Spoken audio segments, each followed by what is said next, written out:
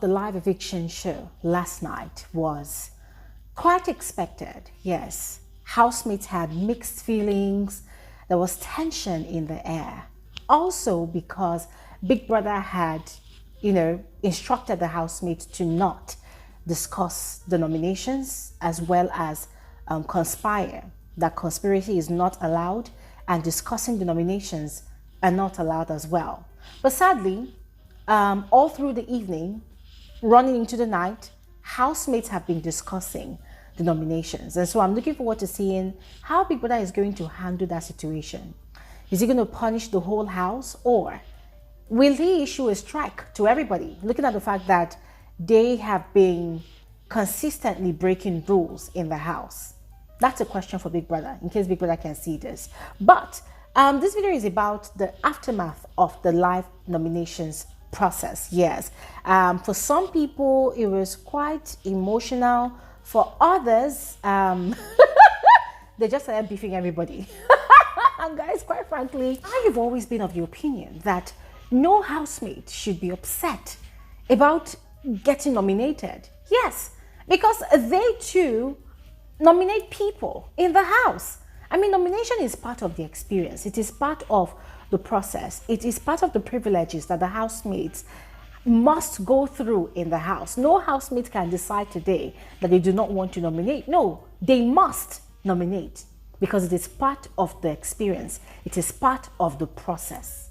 Yes, it is part of the elimination process even. Yeah. So ladies and gentlemen, the aftermath of the nomination process was quite interesting. And oh, did I mention that Tofa had an emotional breakdown? Yeah, like dude literally broke down crying. I'm going to explain all of that on this video. So let's just get right into it. Of course, as usual, please watch to the end of this video. Do not skip out on any part. And of course, I would love to hear your thoughts in the comment section below. And you're welcome to my channel. My name is Bbnaija. This is Frankly Speaking with Bbnaija, and I am the girl with the tea. Without further ado, let's just quickly continue with the rest of this conversation. So immediately after the live nomination process, there was a disagreement, like a heated disagreement between Onyeka and Ozzy.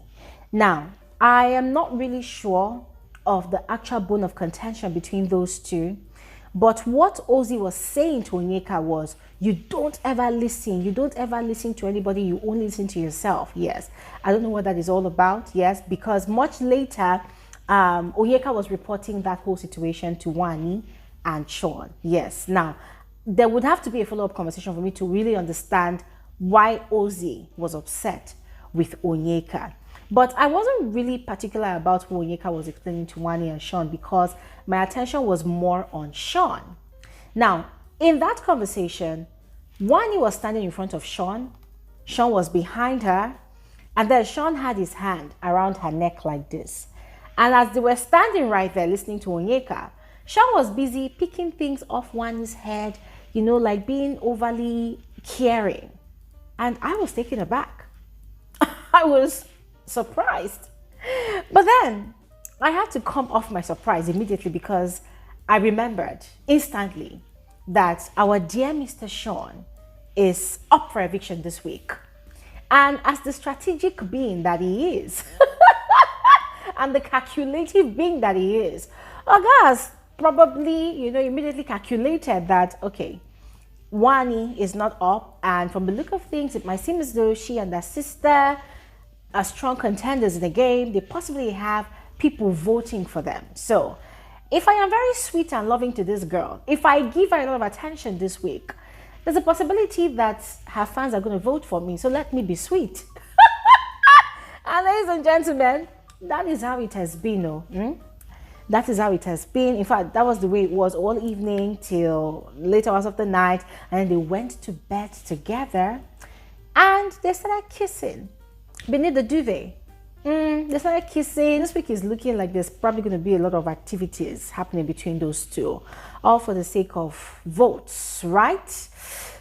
But anyways, let's see how it goes. There was a conversation between Ben and Chizoba upstairs in the dressing area.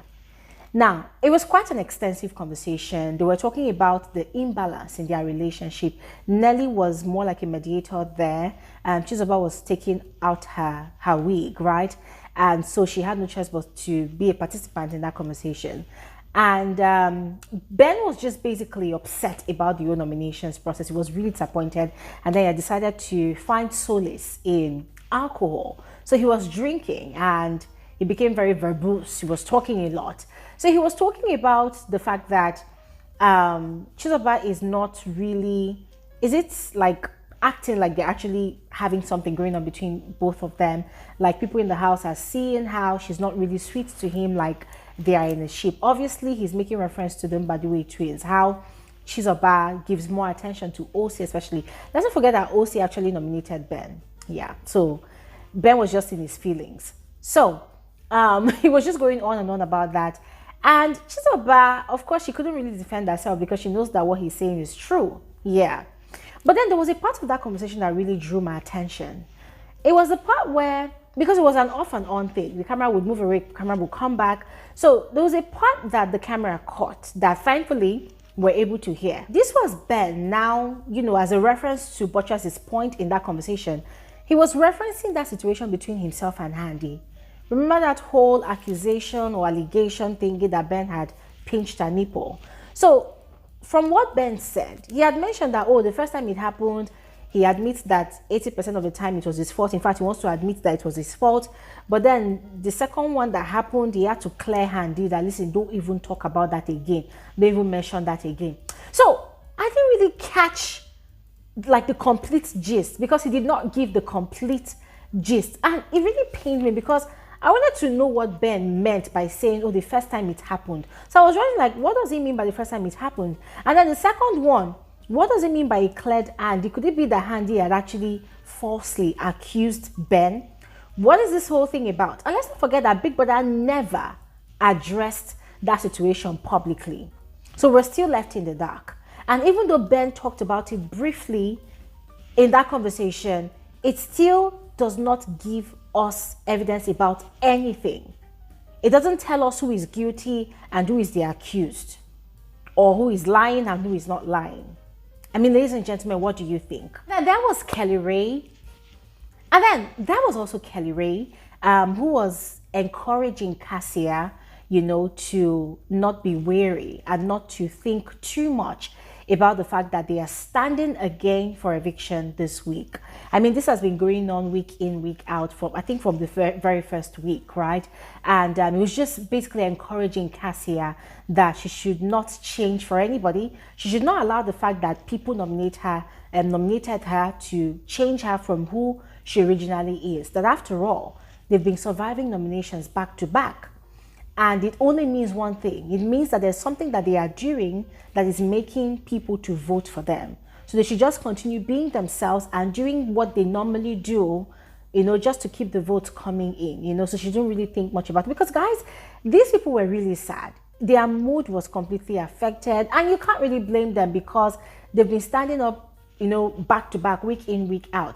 But at the same time, I did not really feel bad for them like that because, ladies and gentlemen, it is part of the game.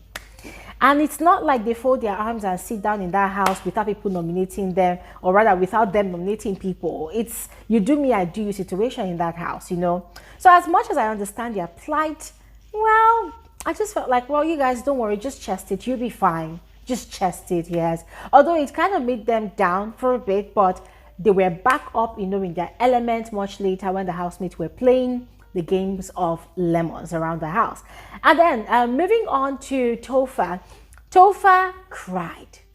Topher cried bitterly because he just could not stop blaming himself for his silliness, you know, that caused him to get an automatic nomination from Big Brother. Remember what he did during the nomination process where he had written just one name of a housemate that he wanted to nominate instead of two, and Big Brother had gotten upset and automatically nominated him. Yes, so the guy was just beating himself up. Also, he was crying over the fact that he does not know who the fans would save. That is, he and his partner Suji's fans, you know, who they would save, because what they've always been avoiding is a situation where both of them are standing at the same time.